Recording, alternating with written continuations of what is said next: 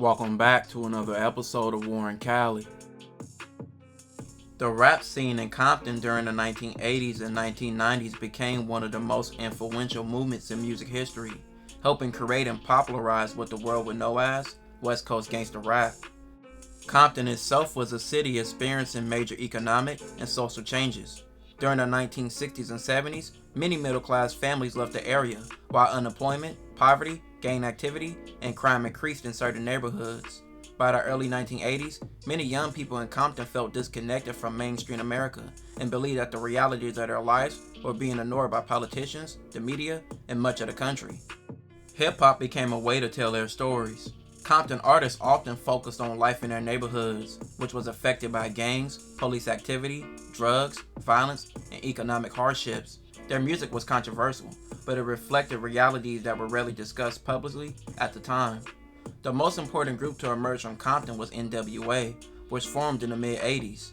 The group included Eazy-E, Dr. Dre, Ice Cube, MC Ren, and DJ Yella, among others. Their 1988 album Straight Outta Compton changed rap forever. The album painted vivid pictures of the street life in Compton and challenged law enforcement and government institutions, along with social inequality. Songs from the album generated massive controversy, including criticism from law enforcement agencies and political figures, but the attention only increased the group's popularity. NWA's success showed that rap artists could build careers by speaking directly about the realities of their communities, rather than trying to fit into the mainstream expectations. Compton's influence expanded even further because of Dr. Dre's production style. After leaving NWA, Dr. Dre helped develop the G-Funk sound. The G-Funk sound became the dominant style of the West Coast rap throughout much of the 90s and influenced artists around the world. Compton was no longer just a city in Southern California. It had become a global symbol of the West Coast hip-hop culture. The success of Compton artists also brought attention to the city's gang culture. The city had long-standing rivalries involving various sets associated with Pirus and Crips. Many rappers had direct or indirect connections to neighborhoods affected by gang activity, and gang references often appeared in lyrics, videos, and public images. Some artists also used music as a way to escape street life, while others found themselves pulled back into the neighborhood conflicts. This connection between rap and gang culture created both authenticity and controversy. Critics argued that music glorified violence, while supporters argued that artists were documenting realities that already existed. Despite its success, Compton's rap scene faced numerous problems. Violence surrounding the music industry became a concern, with some artists becoming involved in personal disputes, gang-related tension, and criminal investigations. Record labels often profited from the controversial images, while artists themselves dealt with real dangers in their neighborhoods. Many young people idolized rappers without fully understanding the difficult circumstances that inspired the music. And many rappers having street ties eventually became their downfall. And that leads us to this story. Johnny Burns, later known as his stage name Mausberg, was born on February 18, 1979 in Compton.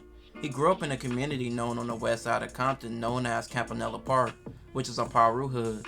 The name Campanella Park comes from a park in their community named after a former baseball player. As a kid, Mausberg participated in local sports, playing baseball as a kid in leagues in his neighborhood. Like many young kids, he had dreams and aspirations of being a big sports star, but as he got older, the reality of his neighborhood set in.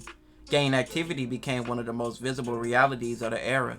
Various neighborhood groups and rivalries existed throughout Compton and surrounding communities. For many residents, avoiding trouble often meant being careful about where they went, what colors they wore, or who they associated with, and what streets they traveled through.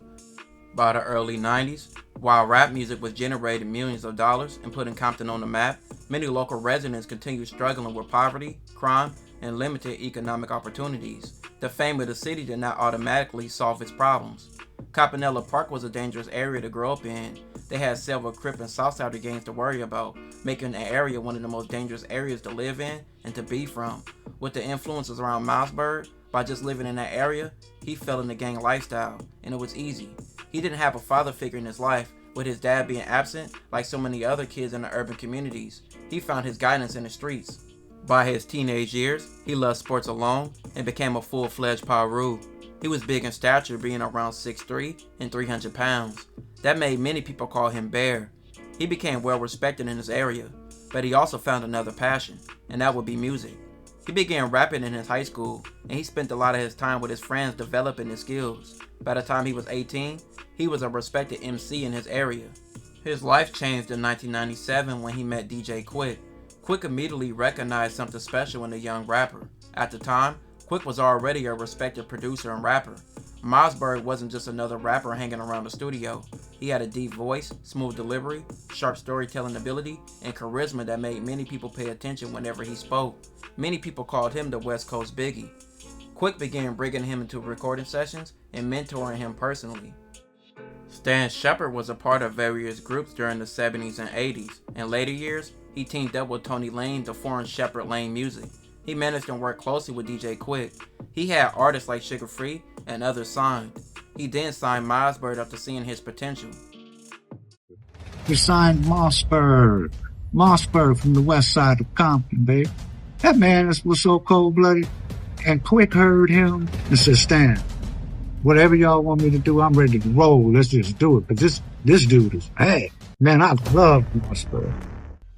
Many fans first heard Mausberg on DJ's Quik 1998 album, particularly on a song called Down Down. Over the next few years, his reputation grew rapidly.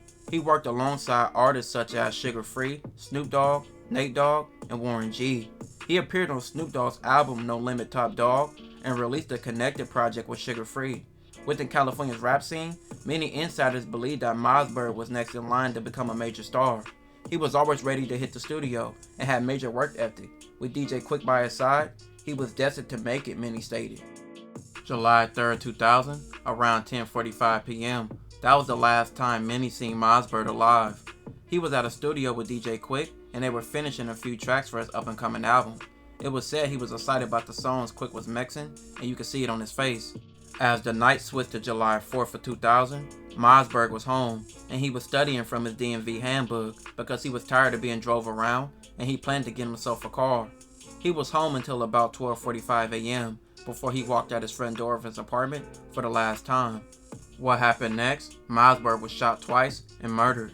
Many rumors started to circulate on the reason why. Many stated he was robbed for a recent amount of money he received from his label, which many speculate could have been from people he actually knew. Other theories believed it was just him being known and being a gang member living in a gang-filled area. Mausberg's death was shocking. He was a rising star by many accounts, and he was destined to go far in the industry. His funeral attracted thousands of family, friends, and fans, which his music was blasted outside of his funeral, showing his impact. Mausberg's death deeply affected DJ Quik. He stated in a XXL interview, "I was in bed when we had just dropped him off. It was July 3rd. We had been working all day. He took the 4th of July off so he could be with his family, and I would be at a family reunion. But I felt that something was wrong. I wanted to go pick him up on a motorcycle, but people were telling me, nah man, he's chilling. So I went home and I went to sleep. Around midnight I got a call saying, Mausberg is dead. He was just a young man. Fuck being a rap artist. He's a human being. Who did he piss off so bad to take his life? That's resentment. That could have been fixed with an apology or two men having an understanding. Why kill him? Why didn't he get his money from the record company? He had already started to generate income. Why didn't he get enough money to move out the hood? Being in the hood causes jealousy. Sometimes you start being popular, and why didn't Stan Shepard and them give him his money to move out of the neighborhood so he could be safe? He was just a child. It's sad to hear that, but I couldn't even go to the hospital to see him. They say he died with tears in his eyes. Damn, tears in his eyes. But that's life. Mausberg's album was released after his death. It was a 16-track album called Nonfiction. DJ Quik later stated, I wasn't satisfied with the mastering. I spent a lot of money personally, maybe 40 grand in the studio to produce it right. When I finally mixed the record, I gave it to Stan Shepard. He took them to a hole-in-the-wall mastering plant and made the whole album sound like an MP3. So of course, I was unhappy. He continued by saying, it was a pretty shady thing to happen.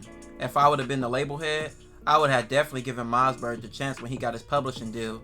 Do you know what they did? They stripped the pig down and threw him in the lion's den. That's what you do to somebody who's going to be hot. You keep him in the hood and take their money from him. You set him up for all kinds of shit. Quik continued to be very vocal throughout the years. Mausberg was only 21 years old when his life was cut short. To many, he had endless potential to be the next Compton great, but his life ended before he could reach stardom. R.I.P. to him. This will conclude this episode. If you haven't already, check out my previous episodes. Don't forget to like, hype, comment, and subscribe.